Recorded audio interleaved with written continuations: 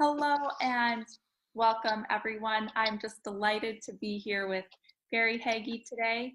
We have something very special in store for you, and honestly, hearing him share just earlier this morning gave me the chills and goosebumps. And even though I've heard this story a few times, it makes me feel that way every time I hear it because it just makes me realize how glad I am that I said yes and was willing to open my mouth and share this with other people. Really, this information here about protandem and nerve 2 activation is life-changing. And when I learned about it, I was so blown away, and I was wishing I had heard it sooner. And all these people came into my mind who I knew could benefit if they took a look and decided to use it for themselves. So Gary and his wife, Terry, were the first people who came to mind, really. They're my husband's best friend's parents, and I wanted them to see this information. And Gary here is going to share with you the rest of the story. Thank you, Gary, for being here. All right, well, thank you, Melody. Yeah, sorry, Terry isn't here with me right now. She's gone with our daughter, but about 5 years ago, she started experiencing abdominal pain, and she was thinking it was probably kidney stones, so she was trying lots of different natural remedies, drinking different things to try to resolve that. But after going to her doctor and having some scans, we found out that it was actually cancer. So she needed to have surgery, so they did that.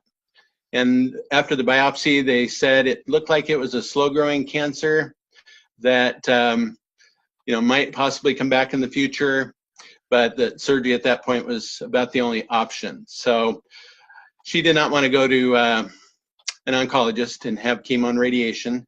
So she ended up going to a health resort for a 10-day program and did lots of cleanses and hyperbaric chamber and hydrotherapy and liver cleanses and all kinds of drinks and things, exercise and so forth.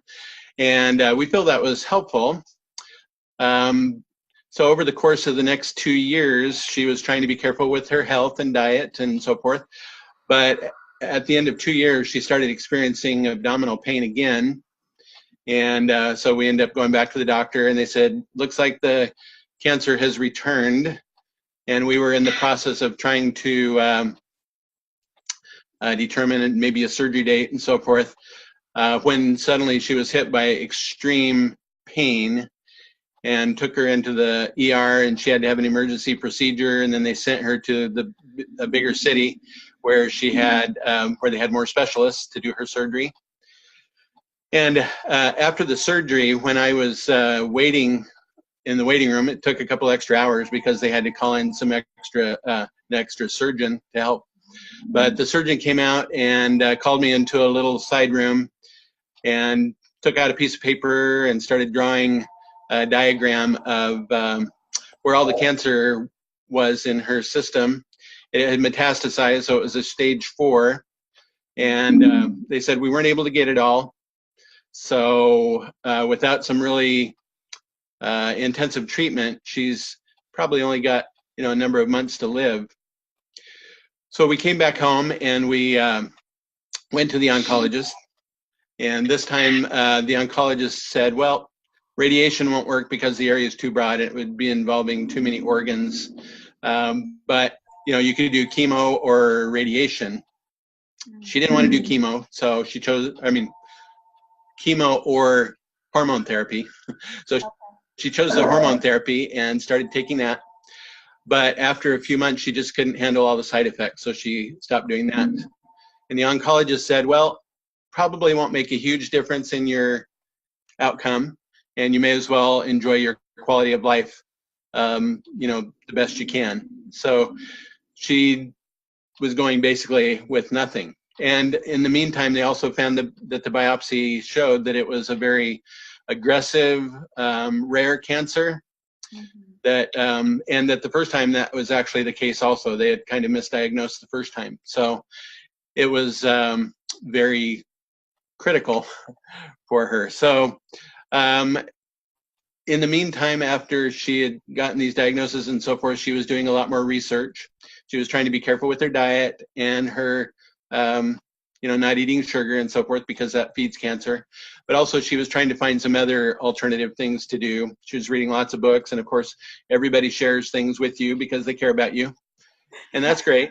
But it's kind of overwhelming sometimes. So we decided you can only do so much. We can only afford so much. One of the options was going to cost thousands of dollars a month.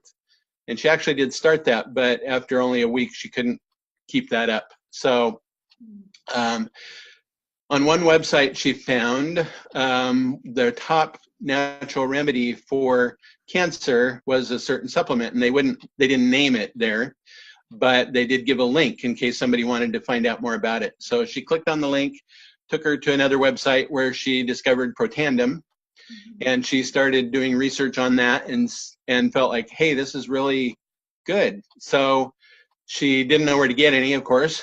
She'd never heard of it before.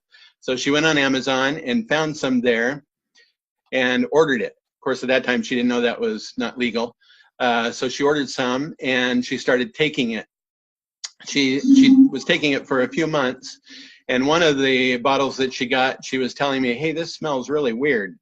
And she says, it doesn't seem like the right thing. So later we found out that they do have fakes that are sold on the market. So obviously that one was a fake. But anyway, and then shortly thereafter, Melody called and said, hey, I've got something that I'd like to share with you. And my wife said, really? So when Melody told her, she said, you know what? I found that on the internet and I had ordered some. So she said, but if you're a distributor, she said, I'd be happy to buy it from you. So she started ordering it from Melody and then started taking it, the real stuff. And anyway, so she was taking that along with some other supplements and some other treatments and things she was trying to do. But after a while, she started deciding that she would start whittling down what she was taking and so forth. And also her oncologist was saying, you're doing great. The CAT scans are looking pretty good or whatever. And so she started dropping off different things. But whenever she dropped off Protandim, either because she ran out or just forgot or whatever, she said she started going down into darkness. Her energy would drop immediately, and she started feeling depression, and she would tell me that, and I would say, well, you better keep taking that, whatever it is. I had no clue.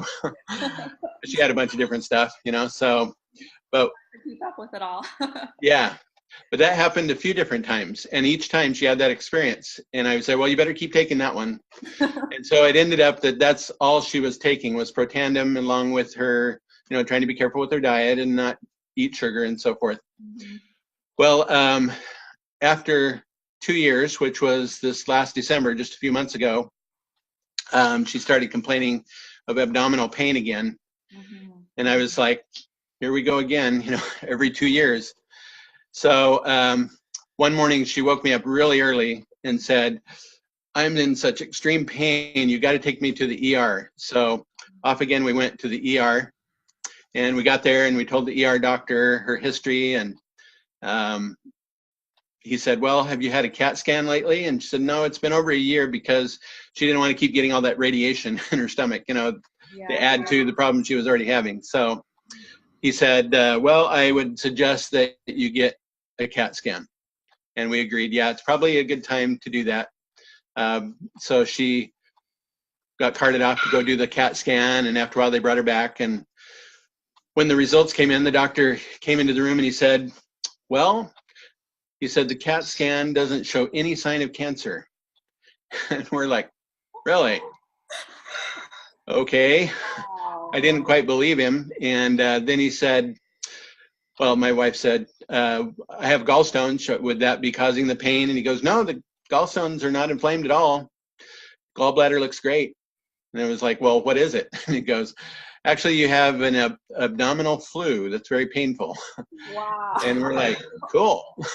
Cool. Yeah, so he gave her some stuff for the flu and sent her home, and she got over that right away and was doing great. And I was like, I had heard Melody talking to her about Protandim and different things, but I hadn't listened at all, and I had no clue about it. But at that point, it was like, what is this stuff? So I started doing some research, and I realized, Protandim doesn't claim to have cured cancer or treated it or anything like that.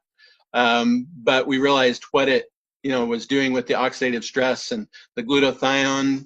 That was part of the reason she took it, was her dad had been studying about how critical glutathione was, and how that affects cancer and so forth. So anyway, we just had an incredible experience, and after that I decided, you know what, I want to share it with people too, because I know a lot of people that could really use this.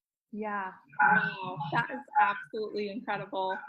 Thank you so much for sharing. And it's just a powerful testimony to how when we give our body the tools to work as it's designed to, and it's able to work at its optimum level, we truly are able to experience the best quality of life. And, even just hearing you say, cool, it's a stomach flu, it's like, traditionally, if anyone was going into the hospital or ER and told that they had that, they wouldn't be excited that they did. But compared to her history, that was like music to your ears. And Yeah, I'm sure it did make you really happy to have that diagnosis. definitely. That's so great. Well, thank you for sharing, and thank you for impacting other people's lives by sharing this with others as well. That's just a beautiful gift that we can keep paying forward. Yeah. All right. Well, thank you.